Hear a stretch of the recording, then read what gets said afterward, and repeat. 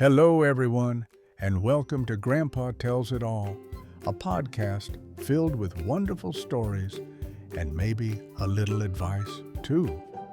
So let's get started.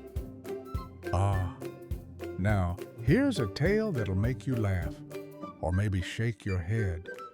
It was the summer of 1958. I was 22, full of energy, and not always full of sense. And what better day for poor decisions than the 4th of July? That year, my buddies and I decided we weren't just going to watch the fireworks show down at the river. Oh no, we were going to make our own. Now this was before people thought too hard about safety regulations. You could walk into a hardware store, pick up a bag of firecrackers, bottle rockets, Roman candles, no questions asked. And that's exactly what we did. Billy, Ricky, and I pooled together our paychecks from the garage and bought what we proudly called the arsenal. We set up behind Billy's barn, middle of a hayfield, surrounded by cows who, frankly, looked a little nervous. We had everything laid out. A big launch tube made from an old drain pipe, lighter fluid, because, well, more fire equals more fun, and a crate of snacks because we were planning to make a whole evening of it. Now, we thought we were experts.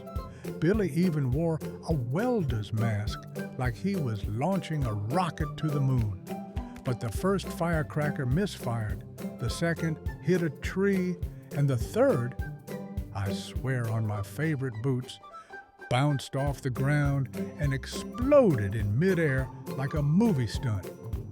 The real trouble started with the Roman candle. Ricky lit one, aimed it toward the sky, and somehow managed to point it directly at Billy's dad's shed. That thing took off like a bat out of hell, and boom, hit the tin roof. No fire thanked the stars, but it made a sound so loud it scared every cow in a 5-mile radius. They scattered like bowling pins. Billy screamed, "The cows! The cows!" and took off running with a water bucket. To do what? I don't know. Ricky just stood there, still holding the Roman candle, blinking like he'd just seen a ghost. And me? I dropped my cola and laughed so hard I couldn't breathe. About 15 minutes later, Billy's dad came storming out of the house, half-dressed, waving a flashlight and yelling, "What in the blazes is going on?" We tried to explain. He didn't buy a word of it. He grounded Billy for a month, made us all help round up the cows, and banned us from pyrotechnics of any kind forever. But here's the funny part. Years later, Billy became a firefighter. Said it all started that night when he realized fire wasn't a toy.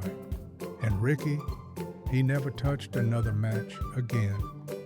As for me, well, I still love fireworks, but I stick to watching them from a safe distance, usually with a root beer in one hand and your grandma holding the other.